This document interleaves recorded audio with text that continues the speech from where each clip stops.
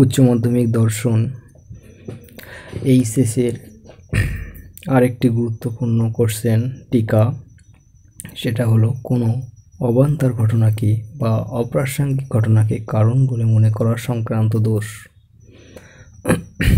সংজ্ঞা: কোনো কার্যের যেটি প্রকৃত কারণ তাকে কারণ হিসেবে গণ্য না করে যদি কারণের সঙ্গে যুক্ত নয় এমন কোনো অবান্তর বিষয়কে কারণ বলে গণ্য করা হয়, তাহলে যুক্তিতে যে দোষ ঘটে তাকে কোনো অবান্তর ঘটনাকে কারণ বলে গণ্য করা দোষ বলা হবে।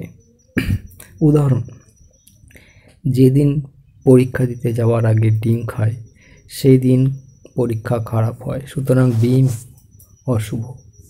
যুক্তি বিশ্লেষণ: এক্ষেত্রে এক শ্রেণীর সদর্থক দৃষ্টান্ত নেওয়া হয়েছে, তার ভিত্তিতে সিদ্ধান্ত গ্রহণ করা হয়েছে। দৃষ্টান্ত: পূর্বগামী ঘটনা প্রথম, ডিম খেয়েছে। অনুগামী ঘটনা, পরীক্ষা খারাপ হয়েছে। দ্বিতীয়, ডিম খেয়েছে, পরীক্ষা খারাপ হয়েছে। তৃতীয়, ডিম খেয়েছে, পরীক্ষা খারাপ হয়েছে। সিদ্ধান্ত: ডিম অশুভ। বিচার: যুক্তিতে অনুন্বয়ী পদ্ধতির বিভ্রান্ত প্রয়োগ ঘটেছে।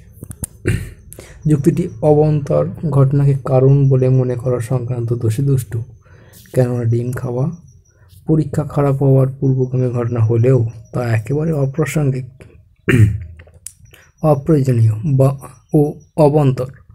প্রয়োজনীয় ও প্রাসঙ্গিক ঘটনা হলো প্রশ্নপত্র কঠিন হওয়া, পরীক্ষা প্রস্তুতি ভালো না থাকা ইত্যাদি।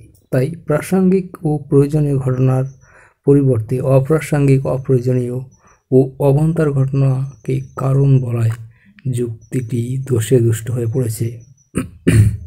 বৈশিষ্ট্য: প্রাসঙ্গিক ও প্রয়োজনীয় ঘটনাকে বর্জন করা হয়, অপ্রাসঙ্গিক ও অবান্তর ঘটনাকে কারণ বলে মনে করা হয়। এটি হলো উচ্চ মাধ্যমিক দর্শনের একটি টিকা আর আসে প্রশ্ন, গুরুত্বপূর্ণ কোশ্চেন এখানে রাখা হয়।